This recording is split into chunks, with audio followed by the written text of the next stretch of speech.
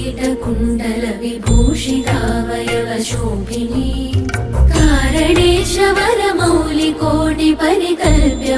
कारणेशवरमौलिकोटिपरिकल्प्यमानपदपीठिका कालकालपणिपाशबाणधनुरङ्कुशामरुणमेखला फालभूतिरगलोचनां मनसि भावयामि परदेवता भावयामि परदेवता भावयामि परदेवता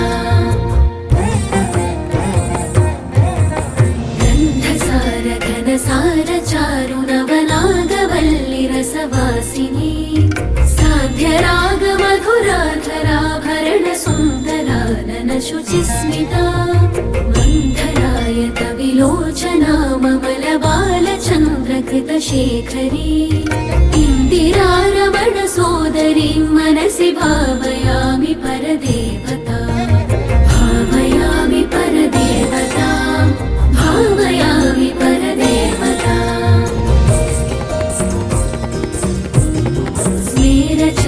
स्मेरचारुमुखमण्डलां विमलगण्डलं विमणिमण्डला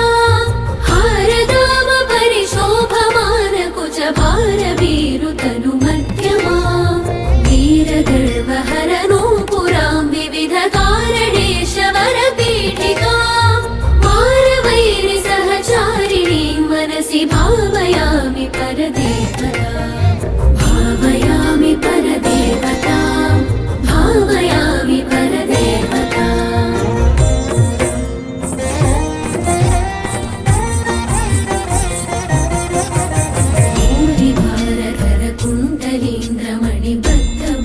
भूरिभारधरकुण्डलीन्द्रमणिबद्धभूवलयपीठिका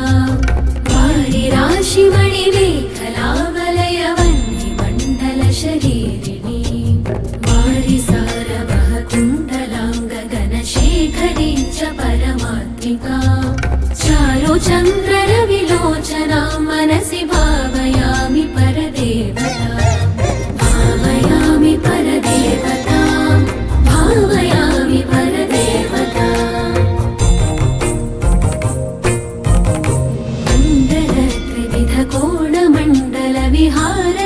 मण्डलत्रिविधकोणमण्डलविहारषड्दलसमुल्लस पुण्डरीकमुखवेदिनीं च प्रचण्डभानुतडितोज्ज्वला मण्डलेन्दुपरिवाहितामृततरङ्गिणी वरुणरूपिणी मण्डलान्तमणिदीपिकां मनसि भावयामि परदेवता भावयामि परदेवता भावयामि परदेवता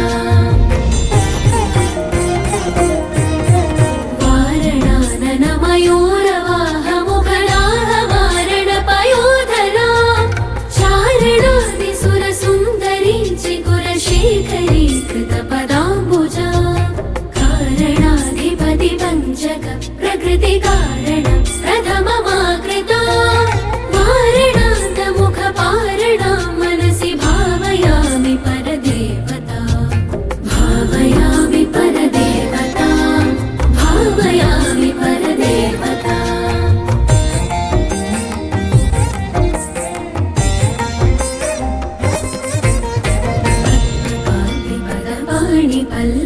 पल्लवपयोधरानन सरोरुहा पद्मरागमणिमेखलावलयनी विशोभितनिकम्बिनी पद्मसम्भव सदा शिवान्तमय पञ्चरत्नपदपीठिका पद्मिनी प्रणवरूपिणी मनसि भावयामि परदेवता भावयामि परदेवता भावयामि परदेवता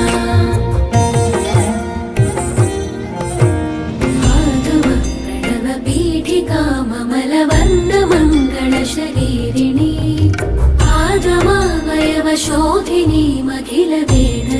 आगमावयवशोधिनीमखिलवेदसारकृतशेखरी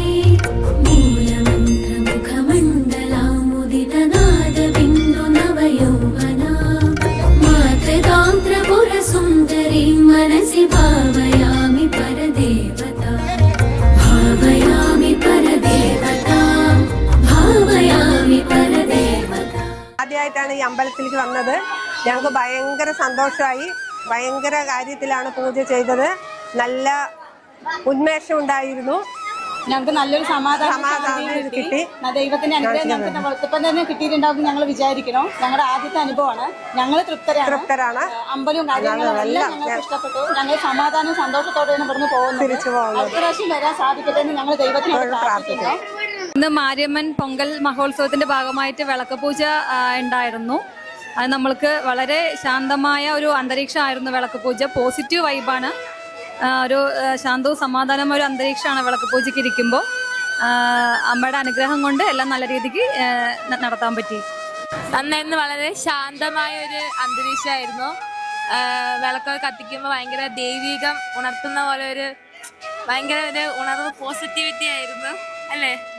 അതെ, നല്ലൊരു പോസിറ്റിവിറ്റി ആയിരുന്നു. ഇപ്പൊ കുറെ തവണ അപ്പൊ നല്ല ഒരു എന്താ പറയുക ദൈവികത്വം തോന്നുന്നുണ്ടായിരുന്നു. മൊത്തം അടിപൊളിയായിരുന്നു. എല്ലാ ഭക്തജനങ്ങൾക്കും നമസ്കാരം. നമ്മൾ ഒരു സാധാരണ ഒരു വിളക്ക് പൂജ എന്ന് പറയുന്നത് ഒരു വിളക്ക് വെച്ചിട്ട് ഭഗവതിയുടെ നാമങ്ങൾ ചൊല്ലുന്നത് തന്നെ ഭഗവതി സേവയാണ്. ഇവിടെ ക്ഷേത്രങ്ങളിൽ വിളക്ക് പൂജയായിട്ട് നടത്തുന്നത് ആ ഭക്തജനങ്ങളെ കൊണ്ട്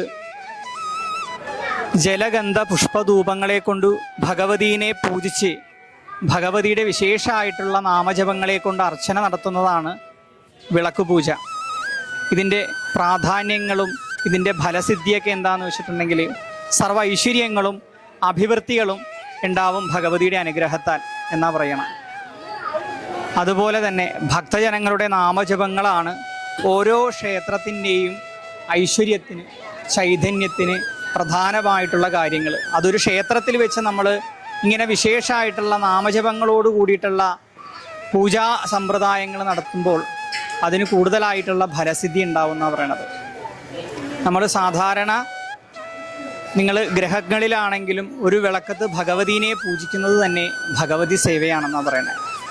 ഇവിടെ വിശേഷമായിട്ടുള്ള ഭഗവതിയുടെ നാമങ്ങളെ കൊണ്ടാണ് നമ്മൾ അർച്ചന ചെയ്യണത്. അത്രക്ക് പ്രാധാന്യത്തോടു കൂടി ചെയ്യുന്ന ഒരു പൂജയാണ് വിളക്ക് പൂജ. ജീവന്റെ അടിസ്ഥാനം ജലമാണ്. ജീവന്റെ ഉൽപ്പത്തിയും ജലത്തിൽ നിന്ന് തന്നെയെന്ന് ആധുനിക ശാസ്ത്രം പറയുന്നു.